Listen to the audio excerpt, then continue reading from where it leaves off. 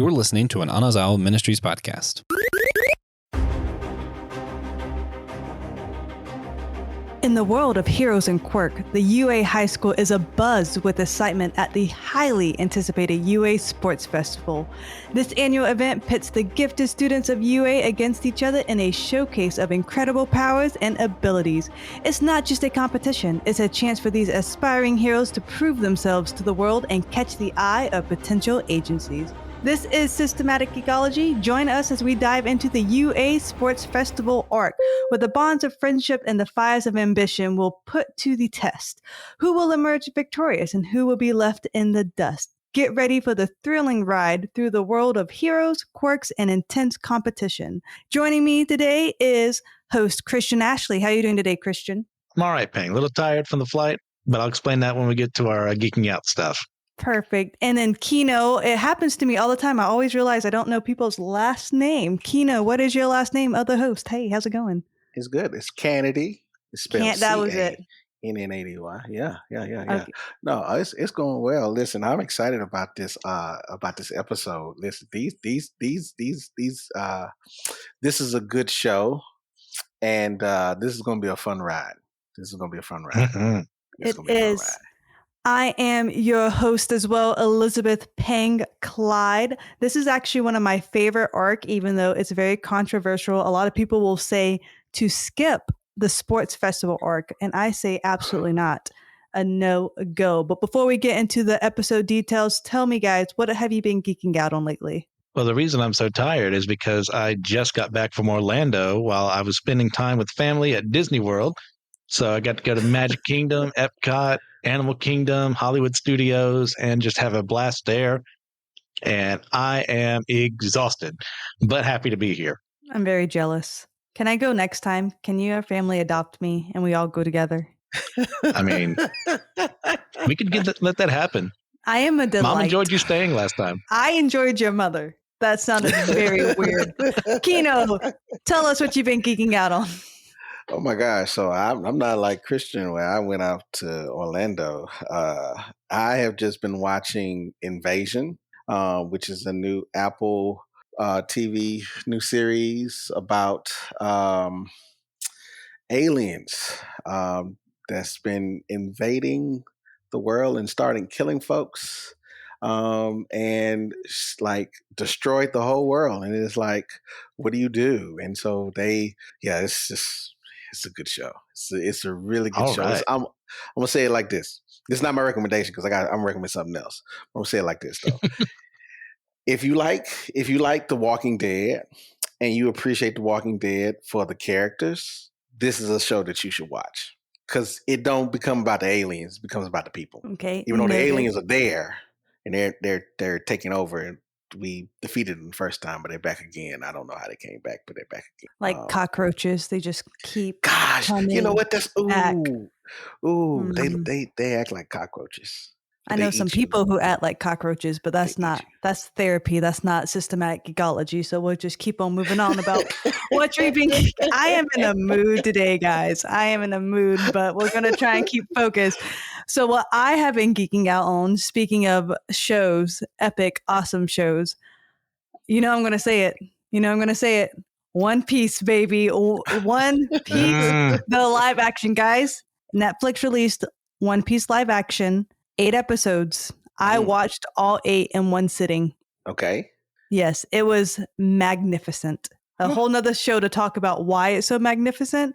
But thank goodness for Hurricane Ida, whatever it was called. No, what was it called again? Dila? What was that hurricane called? Adalia? No. Adalia, but because we're talking about sports festival, I have Ida on the brain, and I knew it wasn't Ida. But anyway, so school was canceled. We had an e-learning day. I put up one little assignment, and I hit play, and literally for 8 to 9 hours, it was just me and Luffy. We had a great time. All right. Ooh, all right. So good. Gosh. And I even told my husband, I've always said he was the only 3D guy for me.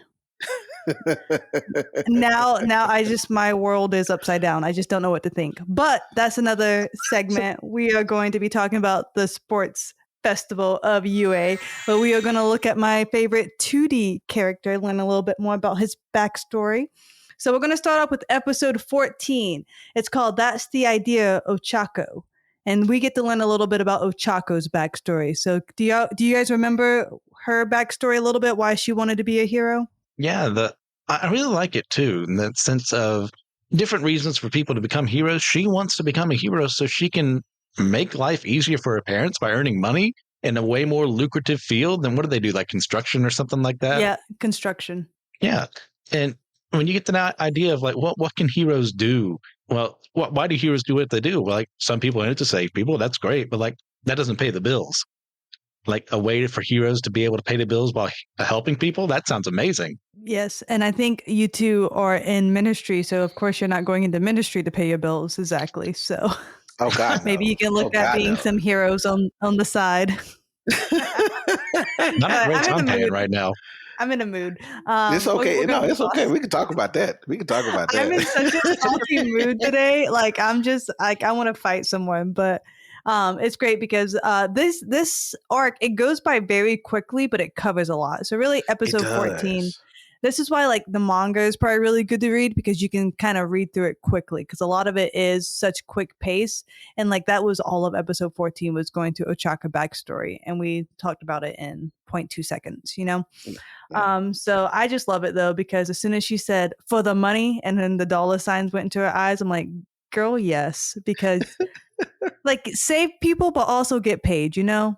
Yeah, Do no, it. that's listen. You got to make a living, okay, and you better love what you're doing, okay. Otherwise, Just it ain't like worth doing. pastors.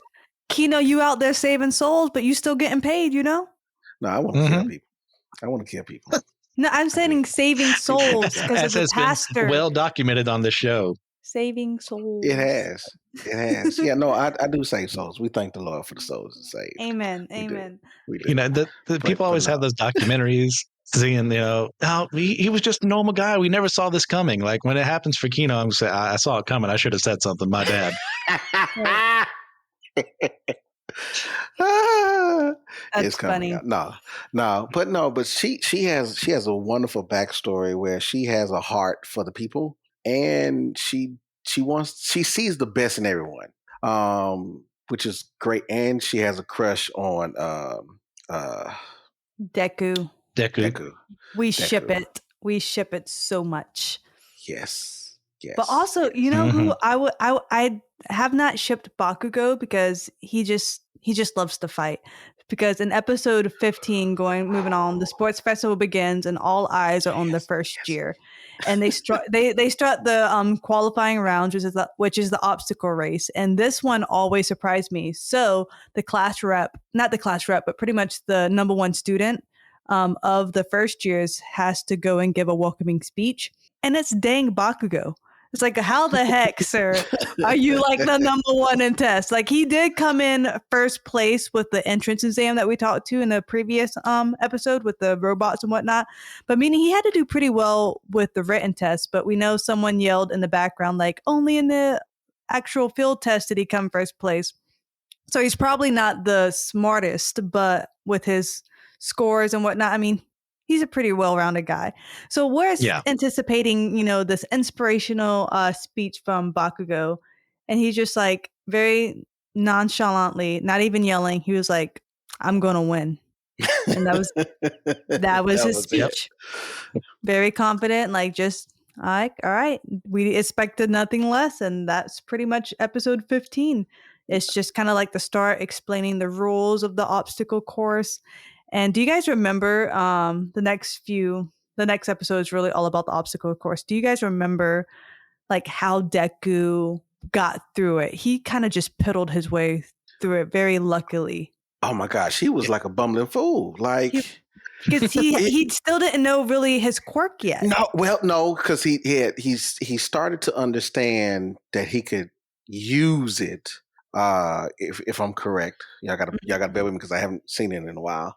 But he could flick it with his fingers. He could do all for one with his fingers, but he broke them before. So you're like, okay, but he hadn't learned how to control his quirk. He just understood. Now he got it. But you got to also put in perspective. Like, listen, Midoriya, he didn't have any quirks. Like he he didn't have any quirks. Like he just had a heart to just go and persevere. Like he just wanted to be a hero. Now here's his chance to be a hero, which I think is a beautiful thing. But oh my gosh, he needs a lot more training because it was sad to watch this show. Like this was like oh gosh, what are you doing?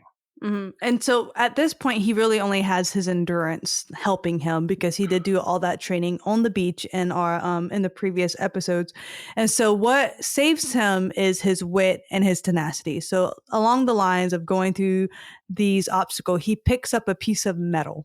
Mm-hmm. He's like, this might come in handy. And Christian, do you remember how he won with that metal? Yeah, it's using that ingenuity. Like he knows he can't use his quirk too much this early on because the more he uses it, the less he's going to be able to use it later.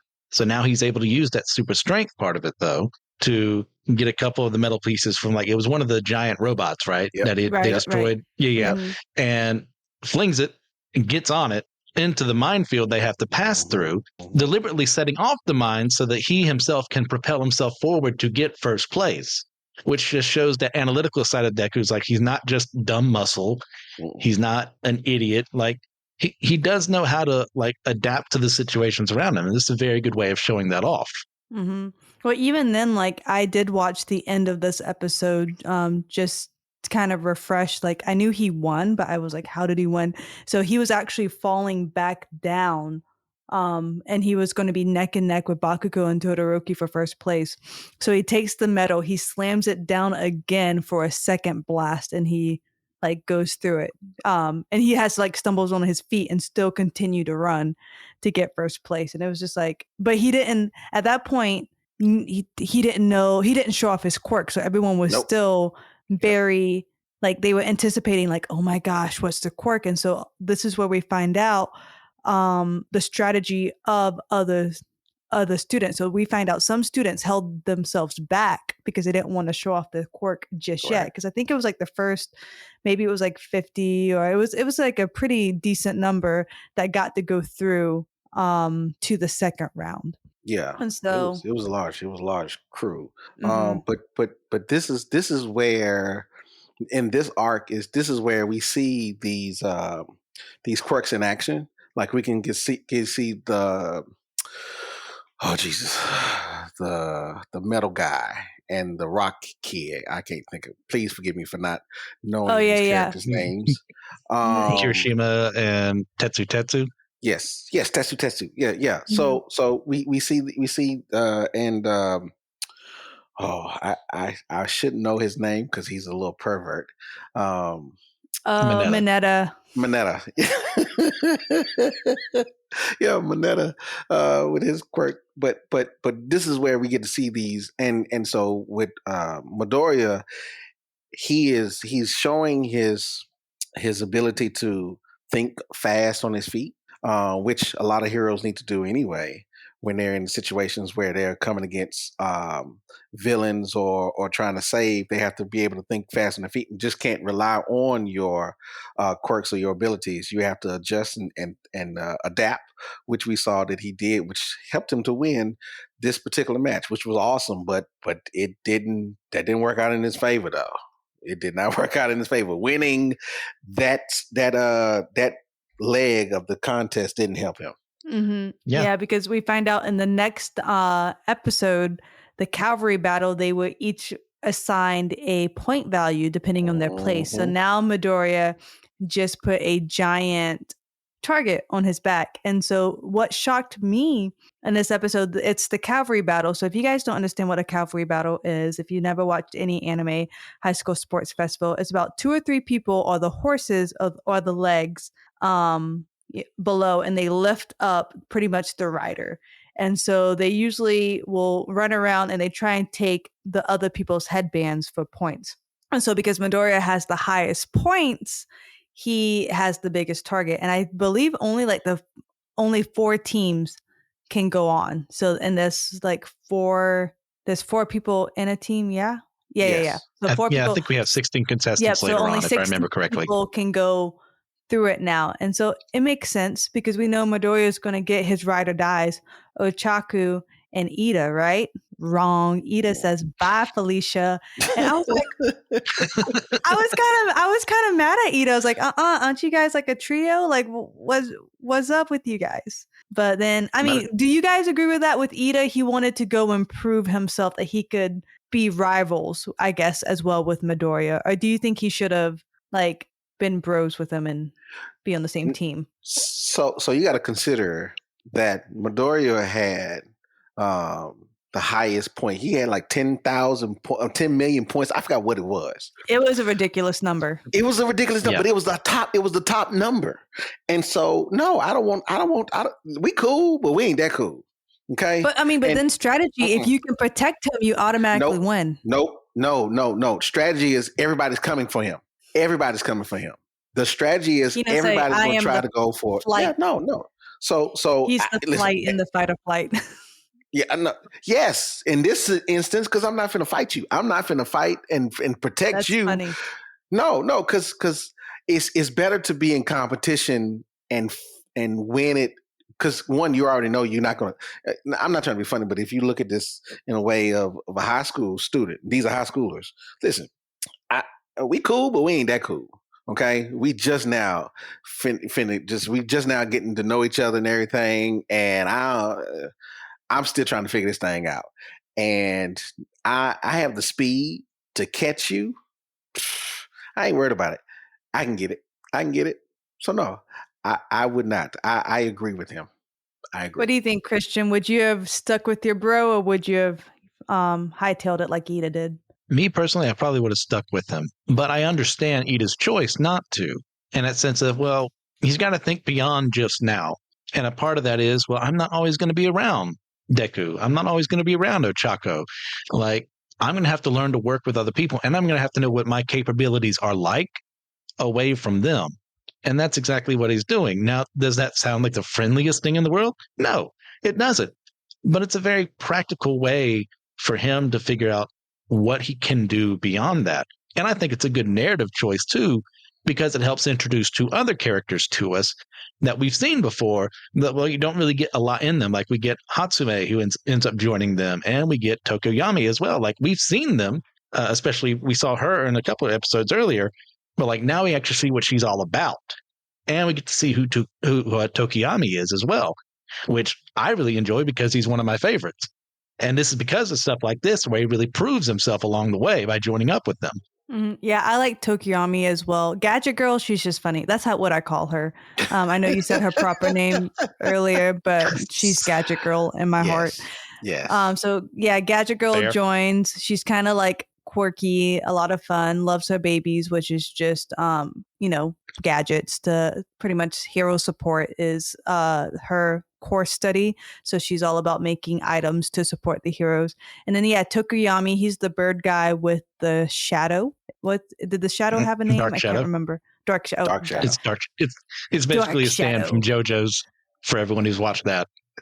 So fun. But yeah, I like him. I've always, I don't know, I'm like, he has a bird for a head. So I'm just curious what his parents look like. Like these are the thoughts I have. And I'm curious if you like, is it the same inside for like your throat? Like, is it hollow? I'm just curious his his makeup of the bone structure with the bird, just curious, but that's me. So Tokoyami always just baffled me with why, but could you just imagine being like the My Hero, like parents, just two random people and you're like, oh, it's a bird. That was just like, oh, you have a stapler. I love that for the rest of my life. You have a stapler for a son because you have the cellophane guys. Like this is probably the my Windex thoughts. guy. Yeah, the Windex guy. But you got to think about this though. In that universe, that's a good thing to have. Like that's an honor to have a child who is a hero. Well, no, but it doesn't. But just because you have a quirk, because remember, most people have quirks now, but it doesn't mean everyone's going to go and be a hero. Correct. So I mean, like, what if I have a stapler son? You know what I mean? Like, what is he going to do? Be a contractor or something? I don't know. These are the thoughts I have. This is exactly why Pang isn't a parent yet. Exactly. Hasn't learned to be able to love your children no matter who they end up being. I gotta learn unconditional love. But yeah, so Deku, Ochaku, Tokiyomi, I also refer to him as Bird Guy, and Gadget Girl are a team, and they seem to be, because they've had no experiences together, especially Gadget Girl. Like, we just kind of meet her for the first time. I'll learn about her. She was just like vaguely in the background in a couple of the episodes. So they joined to be a team, and with a cavalry battle, you need teamwork, you need trust, you need communication, and they of course they struggle with that just a wee bit, but they're holding their own. And by holding their own, it's because they are just keeping their own. They are watching the other teams take each other out, and they're just hoping to kind of stay on the sideline. But we find out that is not the case at all. And we actually, in the next episode, the cavalry battle finale, we actually think that they lose at one point. Do you remember? Like, did you think they Yes. actually lost the battle? Yes. Like at that point? Yes. I thought they did. lost. I did. I was wondering what was up, Horikoshi Sensei's sleeve, because I didn't think they were going to lose, especially in an arc as important as this. I was just curious how. So go ahead, Keno. No. I would say I listen. I was shocked that they and correct me if I'm wrong. I'm trying to remember now. But this is where they lost. They lost the big headband because Ida They lost the showed. headband. Yeah, Ida went into like his, what's it called? Robust. I have it written down. Recipro burst or something Yeah, like that. reciprocal burst. And so we see one of his like power moves, and they take Midoriya's headband at the last possible second, and so leaving him what we think was 0 points. And I thought, oh, this is it, because I like how this is written so far. Like, Midoriya is winning, but he's not winning everything. So it wouldn't have been such a huge surprise if he didn't make it any further into the sports festival, because this show is written in such a way we can be entertained by the other characters and root the other characters on, even if Midoriya ends up going out. So, but we find out he wins just by the skin of his teeth, because as Todoroki is taking his headband, he does some kind of like, distraction, and Bird Guy was able to get just a wee little point. I can't remember. At It was the like last second. Yeah, at the last, it was such a minute number too. Like, you have the other 3 teams. So there's one team, and we'll learn about them a little bit later on. But like, one team literally just dominated. So one team from Class B dominated, Bakugo dominated, and the Todoroki's team got with Ida and Todoroki was together, got the main one. So they pretty much got all the points. And then Ida got like this measly, like tiny little 100-point headband. Not Ida, Bird Guy. Bird Guy.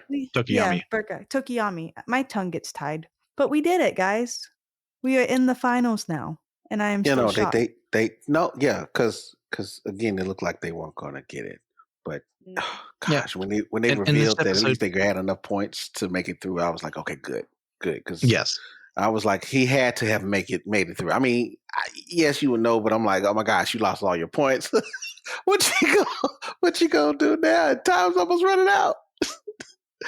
And at the end of this episode, we also meet Endeavor really for the first time, setting up a lot that's going to be happening in the rest of this arc, especially when it comes to Todoroki, because like he's been doing except for that part where Deku like beat him and to get the 10 million headband, like he's been acing everything. Mm-hmm. So he's being set up as like the ultimate person. I have to get over him to win this whole tournament. Yeah, because he got into UA by recommendation. Yep. So he didn't even have to test into UA. That's how great he was. Yeah, Endeavor kind of pops in a little bit, but it's episode 19. That's when we Izuku learns more about Todoroki's past as they head into the final round of the sports festival. So we kind of learn a little bit about his daddy issues. So who wants to talk about Todoroki's daddy issues? I do. Do it. Go for it. Since I love family systems anyway. Right. Well, you are the only father in this group at the moment. So. Oh, bless your hearts. I mean, I'm glad. Me personally, I'm not a father. So go ahead, continue. You could be if you wanted to. I don't identify as that. No, I'm just teasing. Sorry, I'm in a mood. Continue. Oh my gosh. No, so this is an interesting arc episode because again we get to see the background of the oh gosh, y'all help me pronounce the range, the Todoroki or Todoroki Shoto. family. Endeavor's family. And for those who don't know, and to let y'all know how much I do like this show, Endeavor is the number 2 hero. After Awful One. And he is one of the best, biggest, baddest guys out there. He's just mean. He's mean. And I was surprised. I was surprised that what's the ice fire boy? I'm sorry, Shoto was his son. I was like, oh my gosh, you. I feel bad for you, child. I feel bad because your father is a mean man. He's mean. He's jacked up, and we learned about his scar. Oh my gosh, the Jesus, Lord. His mama threw hot water on Shido's face because the half of him looked like his father, and I'm like, what can you do? Like, he comes from his father. That's half his child. It's half his child. But I get it though, because Endeavor is a very hard man. He's very abusive. We learned that he just is a mean man. He's a mean man. And when I rewatched the little snippets to get caught up, and I remember this episode, I was like, oh my gosh, Endeavor has spent so much time chasing after Alt Might and trying to become the number one in the eyes of the world, that he missed that he was actually the number one hero in his own family. Like, in their eyes, he was the number one hero. But because he was chasing after them, he didn't even pay attention to that. And then you have his son who gets in and everybody knows about him, and he's not even using his fire side of his quirk. He's like, I'm refusing because I don't want that to be a part of me. And I'm like, you stupid. Because that's who you are. Like, I love when people be like, well, this is not who I am. I want to be like my mom. I want to be like my daddy. They're like, that's where you come from. That's literally where you come from. That's you are going to be them because they are you. You're them. So you could say what you want, but you're gonna act just like them because you came from them. But he to try to deny his own abilities, and it's sad because we learned that once as the show progressed, like once he let that go, oh man, he's one of the most powerful kids in class 1A. But this is a sad family. It's a sad family. I don't want to. I keep going, but I don't want to. So I'm gonna just leave it there. It there because there's more I could say.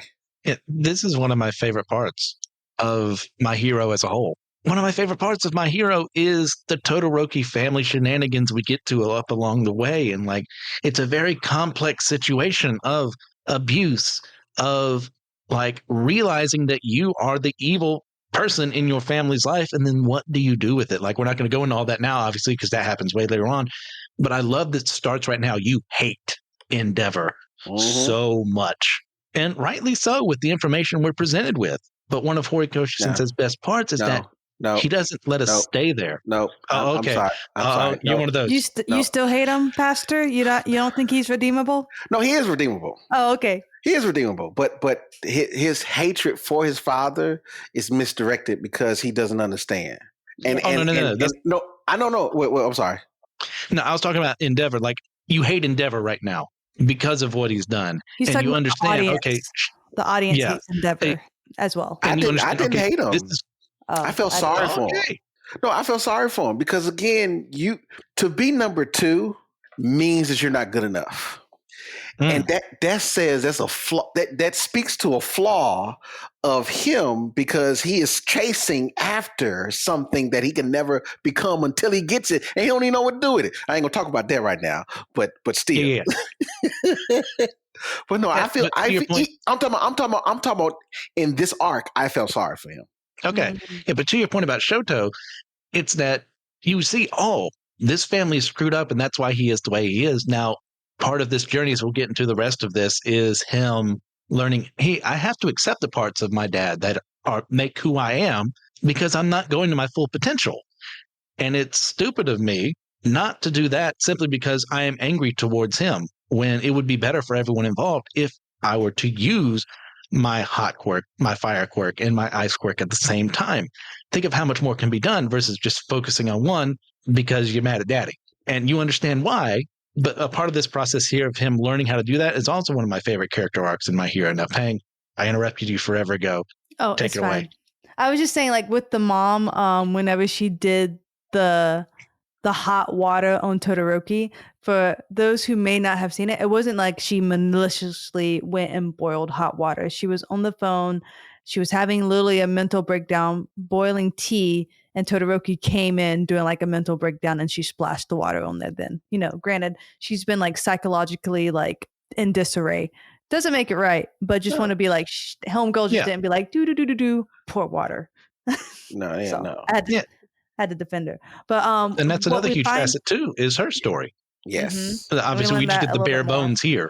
Yes. Yeah, pretty much we learn about the quirk marriage, where Endeavor, who is super hot, marries an ice woman, and he pretty much uses her, what we know of right now, he uses her to try and make the ultimate baby of Icy Hot. Because that way, as we learn later on with Todoroki, he needs both fire and ice to reach his ultimate potential. But we learn that in a little bit. So pretty much we talk about all that to lead up into the first round of the one-on-one battles, where Izuku faces Shinsho. That's not how you say it at all, but that's what makes me think it's Chinese all of a sudden. Shinsho. Well, he does Shinsho, and we learn that, we don't learn what his quirk is until the next episode, episode 20, which is brainwashing. And so that's how we find out one team from Class B. Well, this guy, he's not even from Class B. He's a general studies. So pretty much you have Class 1A, the elite, Class 1B, the second rates, pretty much. It is what it is. You have the support team, like the gadget team, pretty much studies. And then you have general studies. And so these are the people who just couldn't get in for anything. And so Shinsho, his quirk is brainwashing, which is like, you can't with the robots. There's no one to brainwash. So he didn't have any hope into getting into one of the Class A or Class B class, because the test was not designed for quirks right him. And he looks like a bad dude, but classic anime stereotype, the thug evil villain guy is actually like, I wouldn't call him super sweet, but his dream is to also be a hero. So we learned that he has brainwashing, and he brainwashes Izuku Midoriya to try and just go ahead and step out the ring. And this is where we actually find out a little bit more power, or more of the hidden power of One for All. So Izuku is stuck in his own head right now, and I'll let you guys kind of take it away to say how he snaps out of it. Yeah, we get the first hint, so there's something more to this inheritance power. We knew that All Might got it from someone else. Mm-hmm. But now, like, what does that mean? Oh, there's multiple users. Why are they sticking around? Or is this them? Is it something else? We don't really get all the details here and now. But they're able, since there's not really just one mind inside of his mind, to help him repel the instinct, the suggestion that Shinso gave him when he asked him a question that activates his brainwashing power if Izuku answers. And then he's able to get back into the ring and fight. All right. So this is where we see the shadows of the other people, but he doesn't know that these are the shadows yet, right? Because he does see All Might, doesn't he, in the shadow? If I remember correctly, they're just very vague right now. Mm-hmm. And I think it's after the fact that he says, well, maybe one of them kind of looked like you. if I remember correctly. Don't trust me. Yeah, I'm pretty sure like he thinks he saw, but it was very, very vague because All Might is still living. So episode 20, we find out a little bit of hidden power for One for All. We see Todoroki face the tape guy. His hero name is Cellophane. Can't think of his legit name Sero. right now. Sero. Ah, clever. Thanks, buddy. So Todoroki faces the tape guy. Todoroki destroys the tape guy. And then really, I feel like the rest of the arc, it just goes into this hot condensed blurb of battles until we get to the end. Would you agree with that? Well, real quick, can we focus on go ahead. Shinso for a second? Okay. Yeah, because I love his idea, the idea of creating him as a character. Because when you think brainwashing, you don't think hero. You And don't. that's one of the points he brings up too in the show is that, hey, I can't help what I was born with, but I have these tendencies in my heart to want to help people. And yet people only look at what I can do as evil, which I would argue it's one of the most evil things in the world to take away someone's free will and put them in a situation where they can't control themselves. And we can discuss the ethics of that all day long, but his intentions are pure. He wants to be the hero. And you brought up the point of him fighting the robots. Well, what's he going to do? He's just a guy without you being able to use his quirk against a person who can actually be manipulated by it. Fights against a robot, he's going to lose every day. And that's one of the flaws of the UA system is that it's specialized towards a certain type of person to succeed, whether they intend that or not. And so his fight against Deku is like, I am so much more than what they gave me credit for. I'm going to earn my right to be in the hero course as well.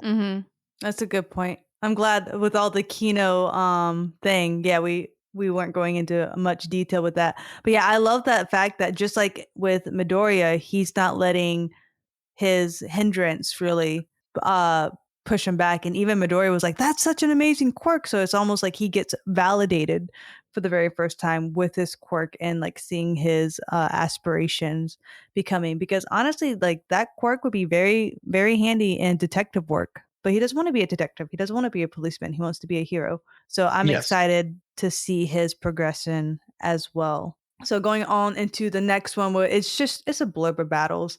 And like I said, I'm glad you memorized the names because I did not. But pretty much in the final battles it goes through so quickly.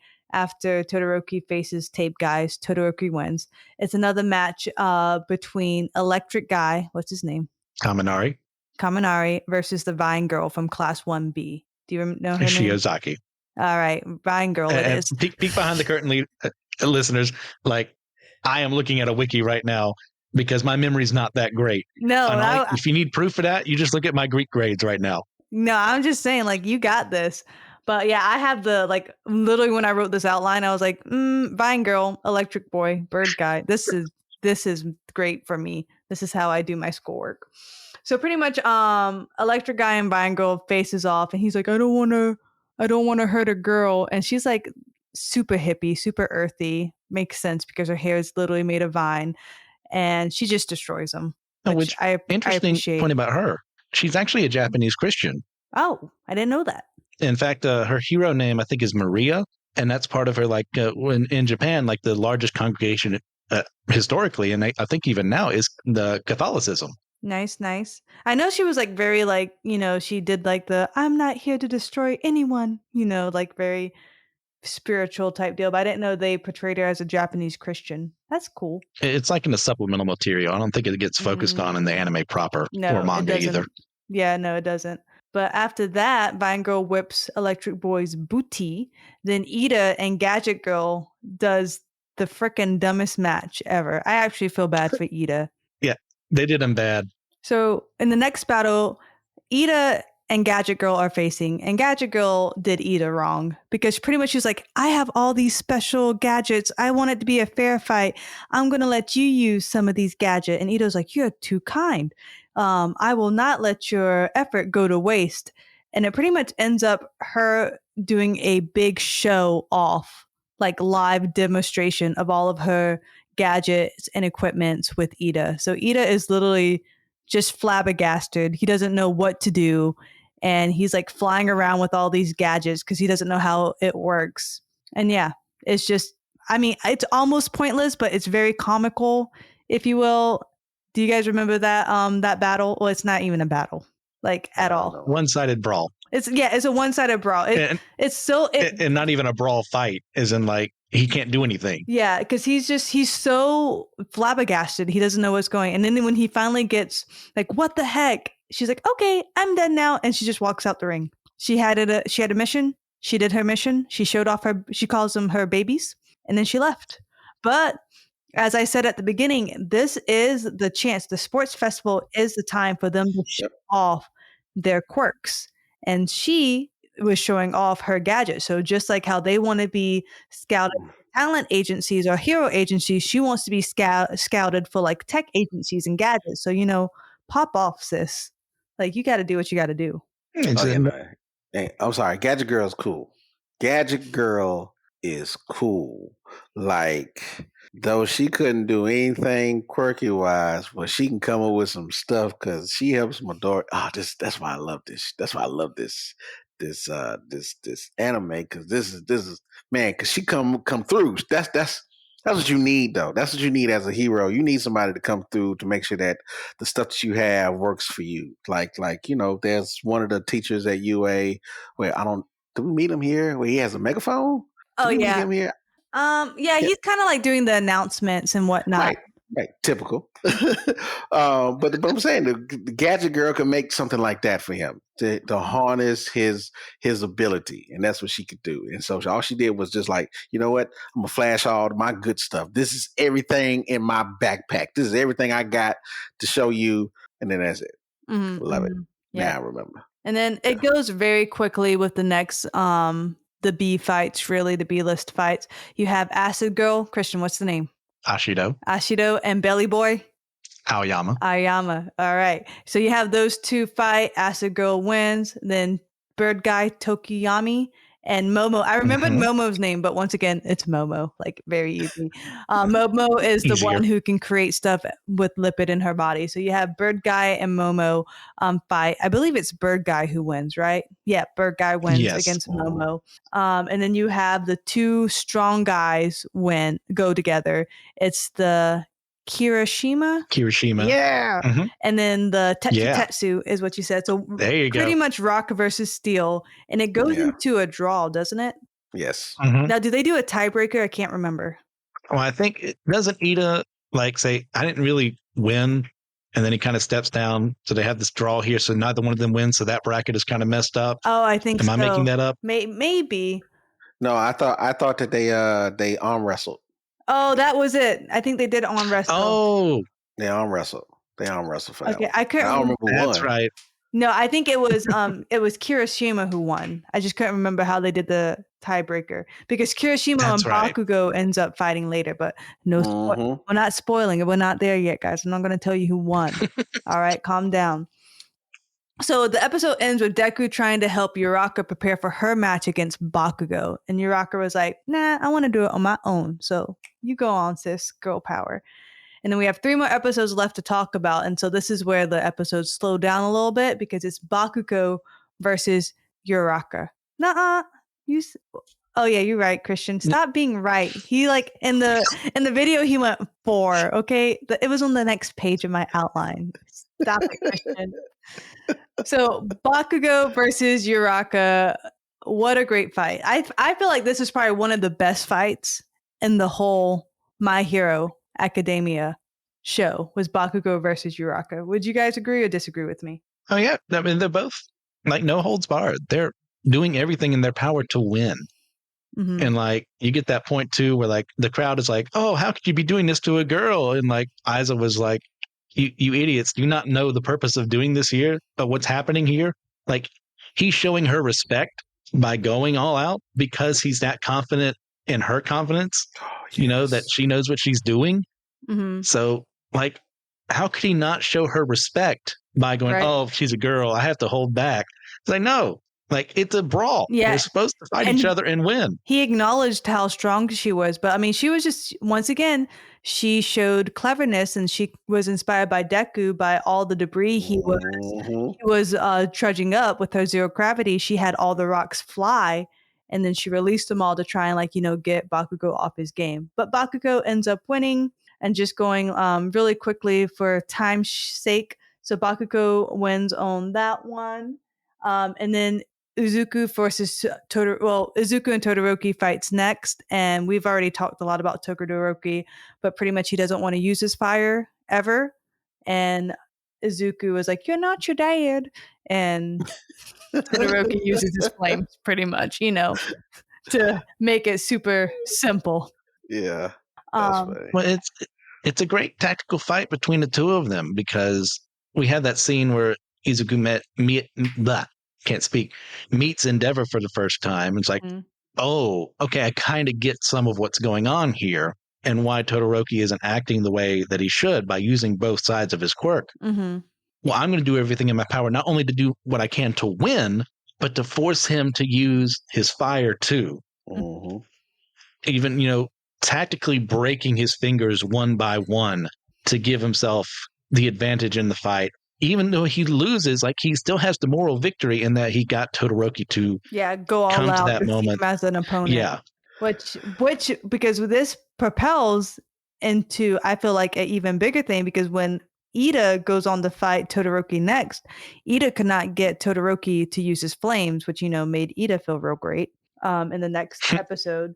And then you have Pinky loses the bird guy. I think I already said that. But also in the next episode, besides Ida losing to Todoroki, this is a big pivotal moment because we find out about Ida's brother, Ingenium, and Hero Killer Stain. So he is introduced for the very first time, as well as we get a little taste again of the League of Villains.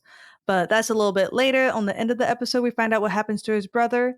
And then Rock Guy Kirishima loses to Bakugo. Ida, I already talked about Ida facing Todoroki and loses.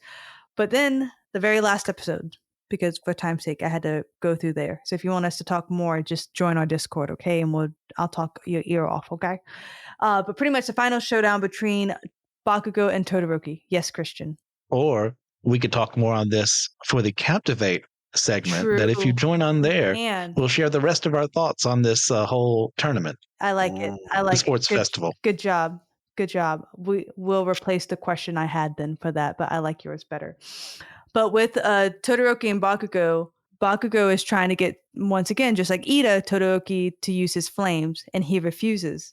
But at one point, Todoroki did turn on his flames, but then decided not to use it, which ended up Bakugo knocking Todoroki out and Bakugo winning the whole festival. Would you guys be happy with a win like that? Like if you won, but your opponent didn't go all the way full on, full power, would you consider that a win?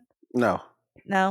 No, not if the objective is to be the best, and Bakugo is trying to be the best, and in order for you to be the best, you got to fight against someone else's at their best. And how dare you get to the end of the match and then not give me what you gave someone who I deem less than me, who is less, who don't have the same skill or power, and you think this is going to be cool? No. We don't. This is not going to work. This is not going to work. No. So I understand. I feel him. I do, because the whole point was to get to this point in the match where it's the last two best students are fighting to see who wins it all. Like because of everything that they've been through, the obstacle course, the cavalry, and now to these individual matches, and then to be pitted against each other to see who is what. And the whole point is for you to display your ability so you can get, an invite or internship or a job future. It doesn't matter. But no. You're going to come and you're going to turn it on and then turn it off. Oh, no, sir. No, sir. This is not, it's not going to work. It's not going to work. So no, I feel him. I feel him totally. Man, I would be happy with the W. Shoot. What about you, Christian?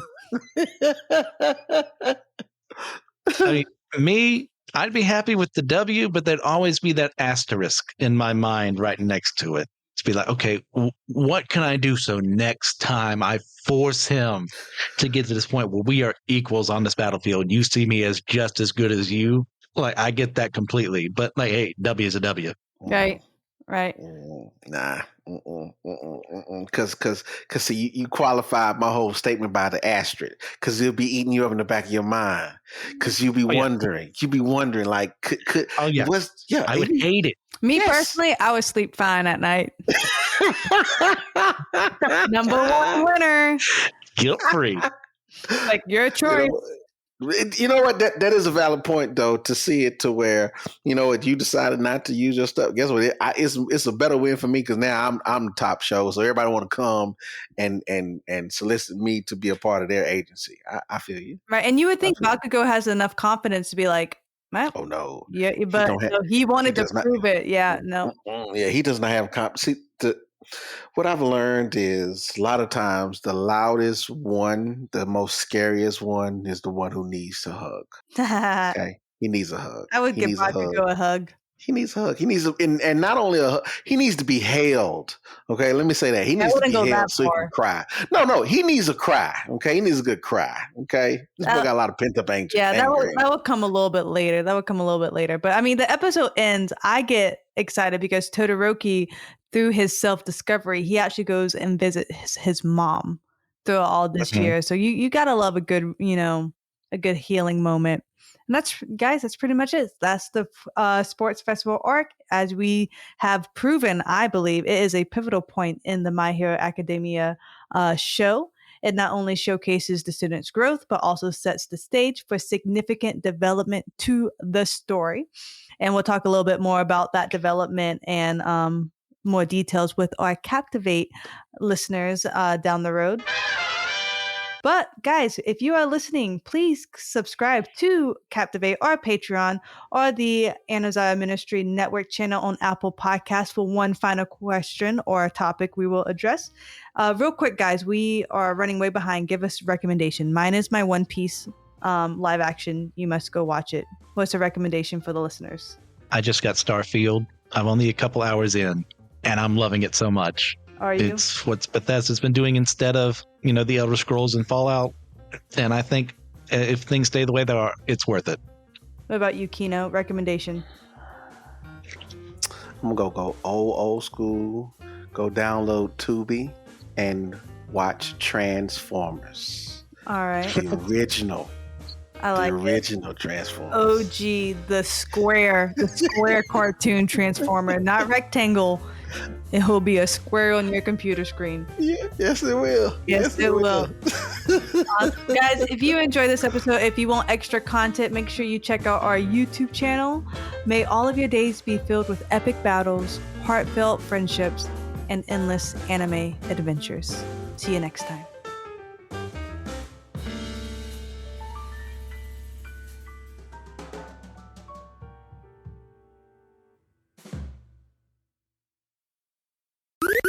This was an Anazao Ministries podcast. If you enjoyed this show and would like to learn more about our network, be sure to check out the Anazao Ministries podcast network.